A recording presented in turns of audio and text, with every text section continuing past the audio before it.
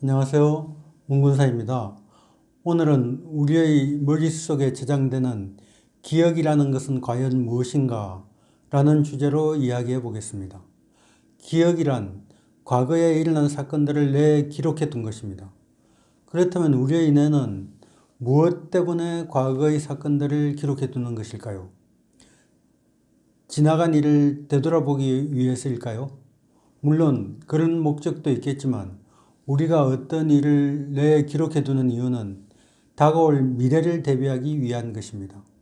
기억이 존재하는 이유는 과거를 위한 것이 아니라 미래를 위한 것입니다.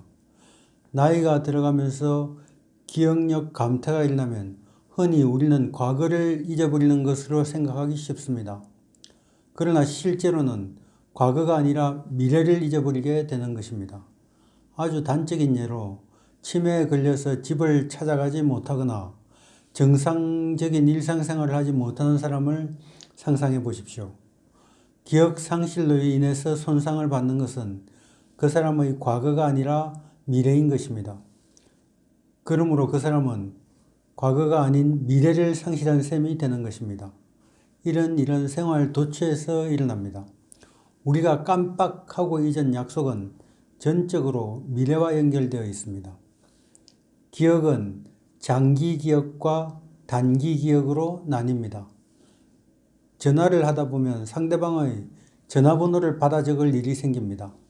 이때 불러주는 전화번호를 메모지에 기록하는 기억, 그 기억이 단기 기억입니다. 단기 기억은 전화번호를 메모할 만한 그 시간, 딱 그 시간만큼만 작동합니다. 메모가 끝나면 돌아서면 대부분의 경우 그 번호를 잊어버리게 됩니다. 전화번호는 의미가 없는 숫자의 나열이기 때문에 특히 기억이 어렵습니다. 뒷번호가 1004나 2424, 8949 등 의미가 부여되어 있어 기억하기 쉬운 번호가 인기인 이유는 이 기억과 관련이 있습니다. 단기 기억은 컴퓨터의 버퍼와 같은 역할을 한다고 보시면 됩니다. 반대로 장기 기억은 아주 많은 저장 능력을 필요로 합니다. 장기 기억의 저장 능력은 이론상으로는 무한대입니다.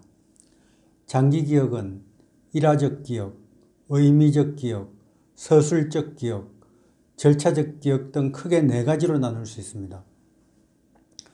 첫째, 일화적 기억은 이름 그대로 스토리가 있는 기억입니다. 기억하는 사람이 겪은 사건의 기억입니다. 여행을 다녀온 기억 등 자전적인 기억이 이 기억에 해당합니다. 두 번째, 의미적 기억은 신라의 수도는? 이라는 물음에 경주라는 답을 해줄 수 있게 해주는 기억입니다. 그런데 우리는 신라의 수도가 경주라는 것을 언제 알게 되었는지는 모릅니다. 이처럼 의미적 기억은 탈맥락화한 기억으로 알고는 있지만 언제 어디서 알게 되었는지는 모르는 기억입니다. 세 번째, 절차적 기억은 운전을 하거나 자전거를 탈 수 있게 해주는 기억입니다. 우리에게 익숙함을 가져다주는 우리의 활동과 매우 밀접한 관련을 가진 기억입니다. 절차적 기억은 의식의 도움이 필요가 없습니다. 그렇기 때문에 운전을 하면서 옆자리의 동승자와 대화를 계속할 수 있는 것입니다. 네 번째, 일화적 기억과 의미적 기억이 연결된 것이 서술적 기억입니다. 서술적 기억은 지금 현재 관련된 대상이 없더라도 자신이 가진 지식을 서술할 수 있게 해주는 기억입니다. 예를 들자면 지구에서 달을 쳐다보면 달의 앞면만 보입니다. 지구에서는 달의 뒷면을 볼 수 없습니다. 달도 태초에는 자전을 하고 있었지만 지구의 인력에 끌려 서서히 느려지면서 결국은 자전이 멈추게 되어서 그렇게 된 것입니다. 장차 세월이 흐르면 우리 지구도 태양의 인력에 끌려 달이 그랬듯이 자전이 멈추게 될 것입니다. 지금도 지구는 매일매일 아주 서서히 자전이 느려지고 있습니다. 언젠가는 지구의 반쪽은 밤이, 반쪽은 낮이 계속되는 순간이 오게 될 것입니다. 물론 아주 먼 미래의 이야기입니다. 이런 종류의 기억을 서술적 기억이라고 부릅니다. 그렇다면 우리의 머릿속에 한번 기억되면 결코 지워지지 않는 기억이 있을까요? 정답은 있다입니다. 그 기억은 수치스러웠던 순간의 기억입니다. 모욕당한 기억은 내 속에 한번 저장되면 지워지지 않습니다. 특히 모욕의 기억은 실시간으로 저장이 됩니다. 실시간이란 사람들이 자신이 당한 모욕적인 기억을 되살려 이야기할 때 걸리는 총 시간과 실제 그 모욕 사건이 진행된 시간의 길이가 같다는 뜻입니다. 다시 말해 5분에 걸쳐 모욕을 당했다면 그 이야기를 하는데 5분이 걸린다는 뜻입니다. 모욕적인 기억은 실시간으로 저장되어 있기 때문에 세월이 흘러도 그 당시의 감정을 생생하게 경험할 수 있습니다. 수년 전에 받았던 모욕의 기억이 있다면 한번 떠올려 보시기 바랍니다. 그 당시와 같이 똑같이 생생하게 느껴지는 수치감과 얼굴이 붉어지는 모욕감을 느끼게 될 것입니다. 우리의 기억은 변하지 않은 것보다 변한 것을 더 빨리 찾아냅니다. 항상 같이 생활하는 가족이나 직장 동료들의 모습이 변하지 않는 것처럼 생각되어도 사실은 매일매일 조금씩 바뀌고 있습니다. 기억은 매일 볼 때마다 약간 변한 그 모습을 현재의 모습으로 저장합니다. 물론 그 전의 모습은 기억 속에서 지워집니다. 그러므로 우리가 매일 접촉하는 사람은 전혀 변화하지 않고 있는 것처럼 느껴질 뿐 사실은 조금씩 변화하고 있습니다. 그렇다면 매일 보던 사람을 갑자기 한 1, 2년이란 기간이 지난 뒤에 만나면 어떻게 될까요? 그 기간 동안 일어난 변화가 기억 속에서 생략되어 있기 때문에 갑자기 늙었다거나 살이 쪘다고 느끼게 되는 것입니다. 우리의 기억은 또 얼마나 정확할까요? 기억은 머릿속에서 끄집어낼 때마다 그 모습이 달라집니다. 한마디로 편집, 재구성된다는 소리입니다.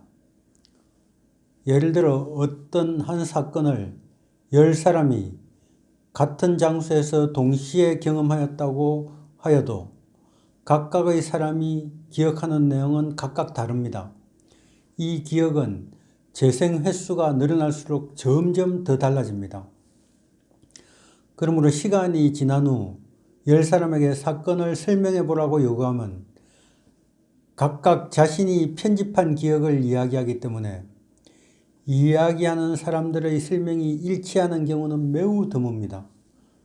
만일 모든 사람들의 설명이 일치한다면 아주 최근에 서로의 말을 서로 맞춘 것으로 보아야 됩니다. 그렇다면 우리가 뇌에 저장한 최초의 기억은 어떻게 되었을까요? 편집되기 전의 기억은 더 이상 기억되지 않습니다. 컴퓨터에 기록된 자료 위에 다른 자료를 더 씌운 것과 같이 전의 기억은 사라져버립니다. 컴퓨터는 수정본과 원본을 동시에 구분하여 저장할 수 있습니다. 하지만 뇌는 컴퓨터와 달라서 우리의 기억에는 원본이 남지 않습니다.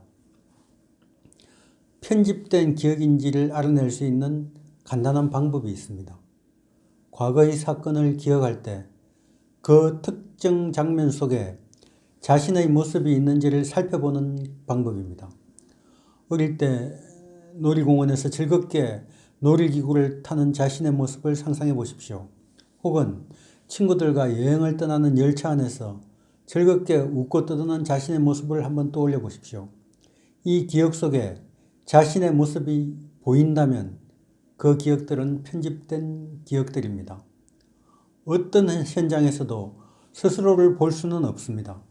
심지어 거울을 들여다보고 있는 내가 보인다고 해도 마찬가지입니다.